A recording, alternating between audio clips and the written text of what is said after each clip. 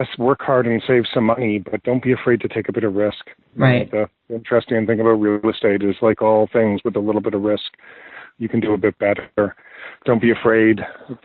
My first family home was a bit of a junker. My wife and I fixed it up. Don't be afraid to take on projects. If you can find a good place and a good structure.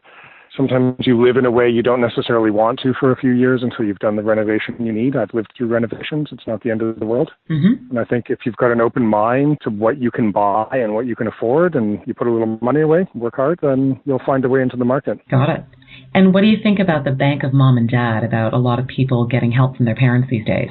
I don't know. I mean, obviously that goes around, that happens, and I'm sure they do.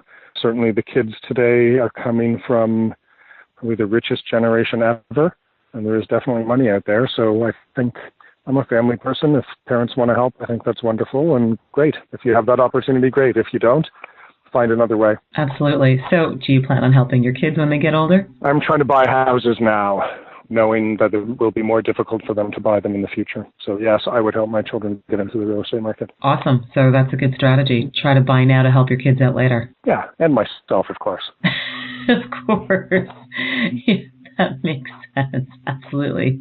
Anything else you'd like to tell our audience about the market right now? I don't know. I think it's probably been the busiest spring I've ever seen. Mm-hmm. And I think we'll probably take a little pause over the summer, which we haven't done for many summers. The spring markets have really pushed into the summer. But I think this summer we'll get a little bit of a break. And if nothing changes, we'll come back in the fall as fast and furious as it's been all spring long. So I guess we'll see. Everyone will have a nice summer, and even in the summer, real estate happens. In fact, if you don't want to compete for real estate, and you're trying to get into the market, into condos, it's not a bad time to be buying. There's less people out there looking at property, and there's still lots for sale. Absolutely. Makes a lot of sense. Whereabouts do you live in the city? I live in Roncesvalles Village. I actually live in Parkdale, but some time ago, some savvy realtors renamed it Roncesvalles Village. So I'm out in the west side by High Park, and I love it very much. It's a wonderful, wonderful community, and it's just one of those communities in Toronto that are like there's so many of them all around Toronto, where there's a really wonderful main street and some good green space and, just a vibrant community, vibrant neighborhoods. And I'm happy to live in one of those. And so what first drew you to that neighborhood? I'm assuming you sort of got into that neighborhood before it was hip and happening? Yeah, we definitely got in right before it was hip and happening, and I consider that a little bit lucky. We were living in a condo downtown, but wanted to have children, my wife and I. And so we're looking for a place to live. I grew up in downtown Toronto, and my wife didn't want to be as downtown as I would have wanted to be.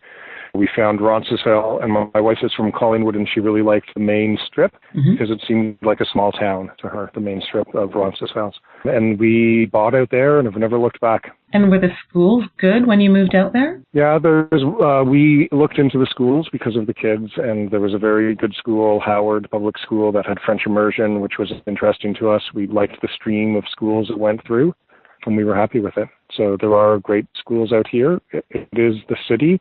Realistically, we do live in Parkdale, and there's some inner city schools all around, but it's wonderful living. It's urban living.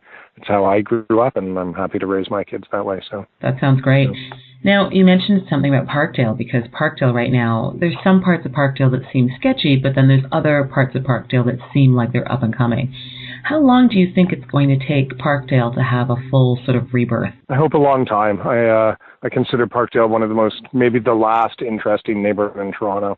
There's so much gentrification that goes around all around Toronto, and Parkdale really is a neighborhood almost out of time, and it's a wonderful, wonderful, vibrant place, and the people that live there are wonderful people, and I hope it doesn't change too quickly, to be perfectly honest. So seems to be the place right now with all the hip happening restaurants, that's for sure. Sure does, eh? Sure does. Absolutely. There was an interesting, they tried to ban restaurants there for a couple of years, and I believe they did. Why did they do that? I think they were just trying to stop it from turning over too quickly. There's a large population in Parkdale of, I don't know if a large population, but there's a lot of affordable housing in Parkdale and people that use it. And I think there's a real, belief in the communities around it and in Parkdale and in the city that when we lose that affordable housing in a central location in Toronto, that the city's a lesser place, that it's not as good a mix of people, it's not as interesting a place. And Parkdale is one of those places still with a lot of affordable housing, and it's starting to disappear. Right. And that's a real problem for the city, especially in a city where affordability is becoming an issue. Right. For real estate, and we're talking about people not being able to get into the market. Well, here's a neighborhood where there still is some affordable real estate and affordable rentals, and it's changing. So. Interesting. Well, Brian, thank you so much for joining us today. I really appreciate it, and it's been great listening to your insights and information about the real estate market. Thanks so much, and enjoy the rest of your vacation. I will. Thank you very much. It's been a pleasure and great to chat with you. Okay, and have a wonderful weekend. Okay, great. Thanks a lot, Brian. Bye. Right. Bye now. You've been listening to The Morrison Report. Hosted by Deval Morrison, sales representative for Bosley Real Estate Ltd Brokerage, real estate investor and best-selling author, bringing you insights on the Toronto real estate market. Join us for another podcast.